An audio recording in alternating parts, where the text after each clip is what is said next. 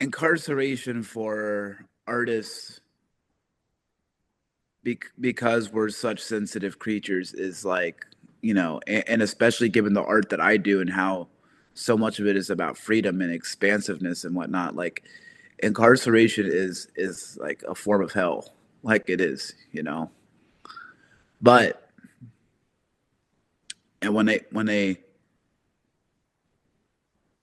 like the so yeah, let me break it down. You're looking at the same things every day. You're hearing the same things every day. It's almost never quiet.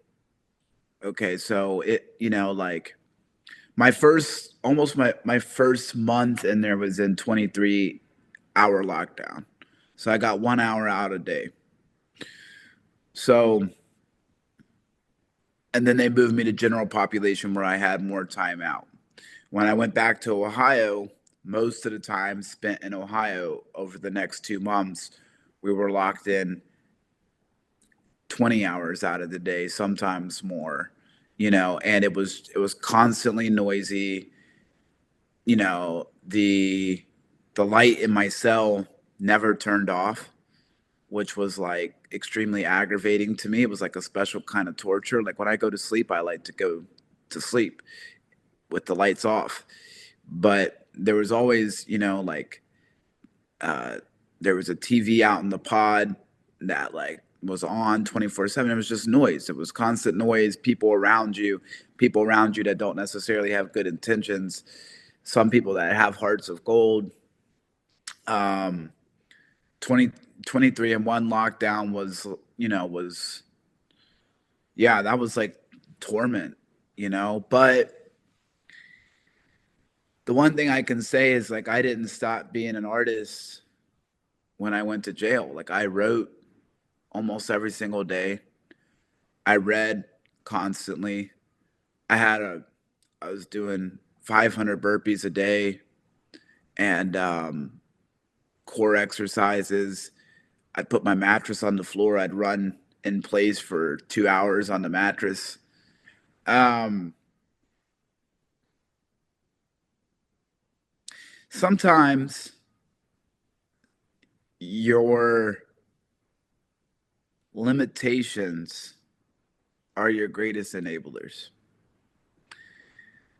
And that's what being incarcerated taught me.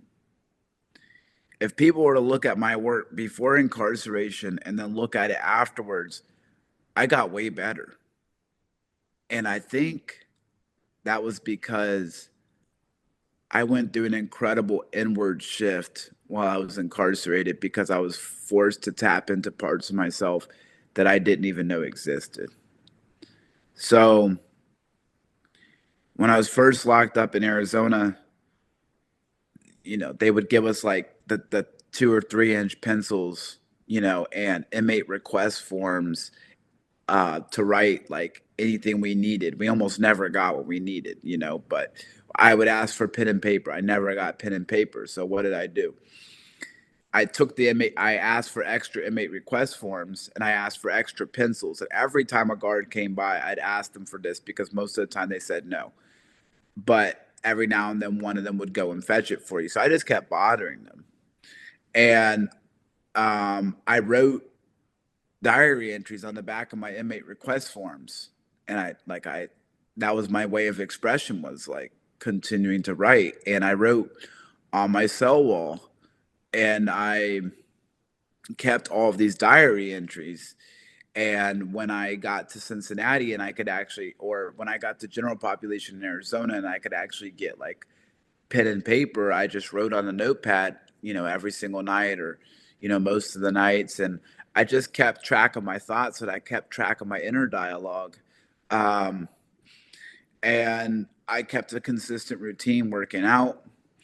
And I was able to track like the way that I felt about all of the cases. Like there was nothing logical about this whole experience. Like if you looked at it on paper and even a lot of the other inmates, they're like, dude, you're screwed. Like there's no way. But I always believed in my art. I always believed in myself.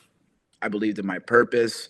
So what I did was I every day I could use the phone, I used the phone, and I called out, and I called out to news stations, I called out to reporters. I had friends getting me numbers for everyone I could find, and I was like, "Hey, here's my story. Here's what's going on." And I got on a three-way call with Verizon from jail. I had a new phone shipped to a friend. I had them log into the phone, and then I had them log into my Instagram where I continued to share. I had them share my images, and I had them share what I was writing in jail.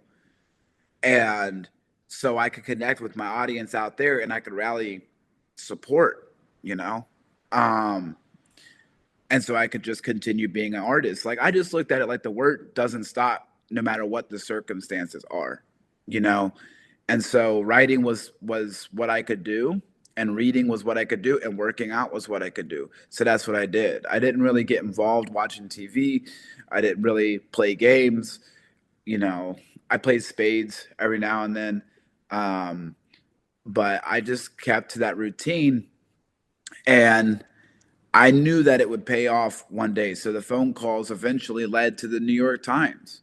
Like, I called everybody I knew.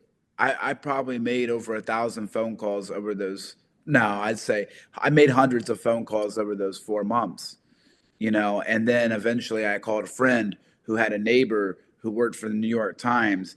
They talked to her. She talked to Dave Phillips. Dave Phillips talked to my lawyer.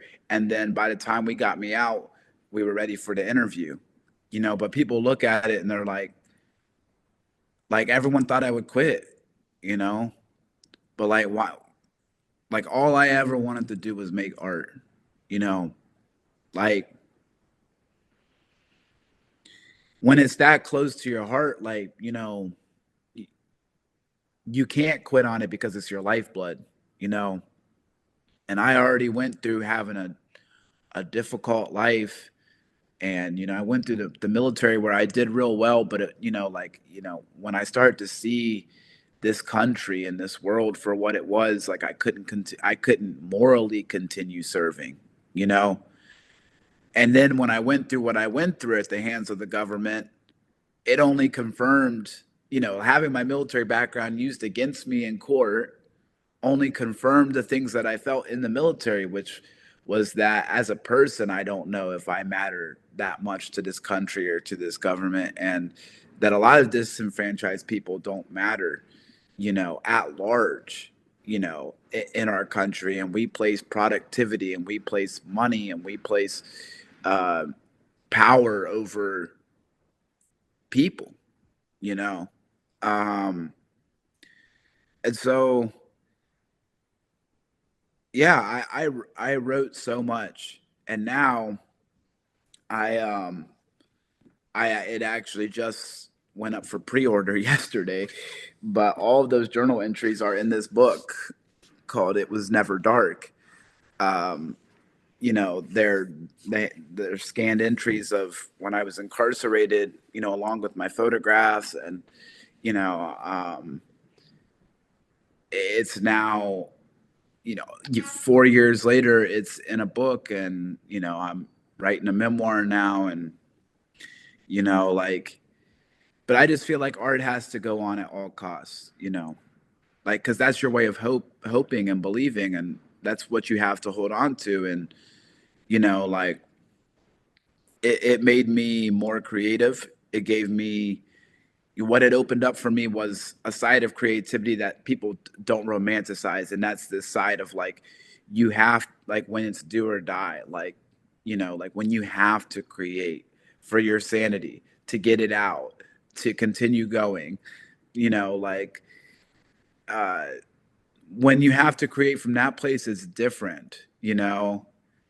And you know, like, for the next 2 years of my life, like, I kind of had to create from a place of survival, which I don't love, but it was like, that's my story, you know. Because even when I got out of jail, I had no money. My family does not come from money, you know. They couldn't even pay my bail. So And even with the money we raised with the GoFundMe, we couldn't pay, 40,000. We couldn't raise $40,000 collectively. The family didn't have $40,000 to pull together to get me out. You know, so I just, yeah, I just worked. I worked because I had to, but I worked because I wanted to as well. Like I wanted to continue to be an artist, and I didn't want to let the circumstances define me. That's if I did that, I feel like I would have given up being an artist at the time where I needed to be one the most.